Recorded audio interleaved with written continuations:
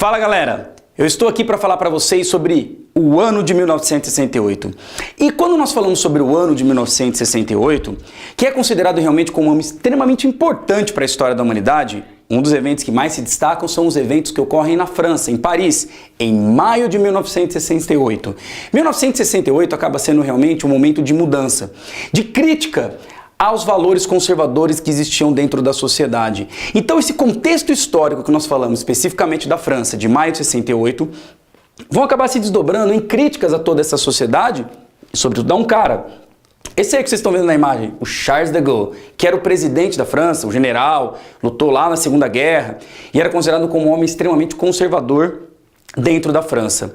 O que acaba acontecendo é que na França, nesse contexto histórico de mudanças, que é um contexto que nós temos Guerra do Vietnã acontecendo, críticas à Guerra do Vietnã, movimento hippie, a ideia de libertação sexual, uma série de críticas a essa sociedade conservadora, burguesa, tradicional que existia, e dentro de um contexto de Guerra Fria. Então o que acaba acontecendo? Na Universidade de Paris, ali próximo realmente à cidade de Paris, na cidade que logo ao lado, ali fazendo a parte da região metropolitana, convivendo com todas essas mudanças, o que vai acabar acontecendo? Eles vão começar a ter um protesto contra questões de alteração do currículo educacional. É aí que a coisa pega.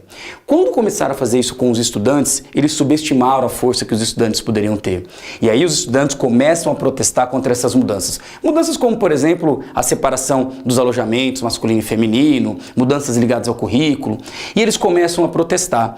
E começam a criticar a universidade. Acontece que a administração da universidade, aliada ao Charles de Gaulle, começa a reprimir esses estudantes. Inicialmente, só a administração da universidade chegou para eles e ameaçou expulsar da universidade as lideranças estudantis. Caras como, por exemplo, o Daniel, que vocês estão vendo aí na imagem, foi um líder estudantil, participou dessas revoltas e que hoje, vocês estão vendo aí na imagem, ele é um político do Parlamento Europeu, que é muito legal, né? Ligado ao Partido Ecológico, então é um cara que continua engajado.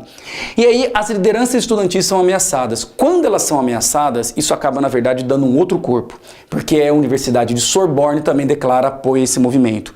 E nesse instante, outros estudantes, como estudantes secundaristas, também entram para o movimento. E aí uma coisa realmente muito bonita, que você tem um grande movimento estudantil que em maio, a partir do dia 2 de maio de 1968, começa a lutar e criticar a universidade e agora o governo do Charles de Gaulle.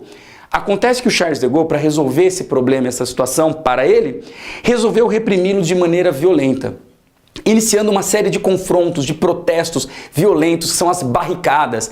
De um lado você tem a polícia, o Charles de Gaulle, o Estado com todo o seu aparato e sua força, de outro lado vocês têm estudantes com pedaços de pau, pedra, com coquetel molotov. Só que essa violência na repressão não surtiu o efeito que o Charles de Gaulle esperava. Acabou, na verdade, tendo efeito oposto.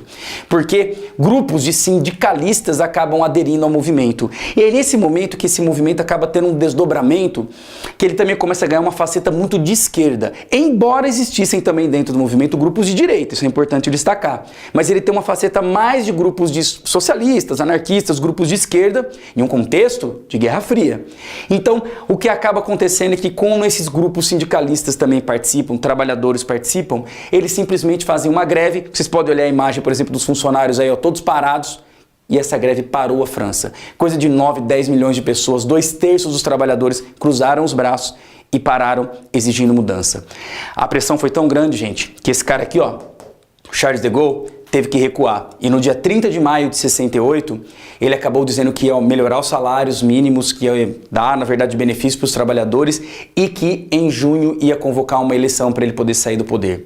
E realmente um ano depois ele vai renunciar. Só que nessa eleição que vai rolar, quem vai ganhar são caras aliados ao Charles de Gaulle, criando na verdade uma certa contradição, uma certa crítica, dizendo assim, o movimento queria mudar tanta coisa, mas manteve o mesmo grupo no poder, tentando desmerecer o movimento, o que não é correto, porque esse movimento não só foi importantíssimo ao mostrar a força que o estudante tem, como um grande estimulador para outros movimentos em outros lugares do mundo, como por exemplo em Praga e mesmo no Brasil, como nos Estados Unidos, criticando o Vietnã. Então isso acaba sendo muito bonito para a história, essa força do estudante de poder lutar, de protestar, de atender aos seus ideais. E ficou também marcado e emblemático frases como, por exemplo, é proibido proibir. Na verdade, tem uma listagem enorme de frases que apareceram, mas essa é proibido proibir ficou famosa porque aqui no Brasil virou música também do Caetano. Então olha aí a frase, essa imagem, essa pichação. Eram as pichações que eles faziam com teor político. Então acaba sendo realmente muito bonito quando nós falamos essa questão de você lutar para poder mudar a sociedade. Às vezes não foi do jeito que eles queriam exatamente, mas algo mudou, você mexeu, você balançou e fez a sociedade ser pelo menos repensada. Eu acho que esse é o recado importante que essa galera de 68 deixou para nós. Galera, valeu pela atenção, espero que vocês tenham gostado e lembre-se que aqui se explica mais.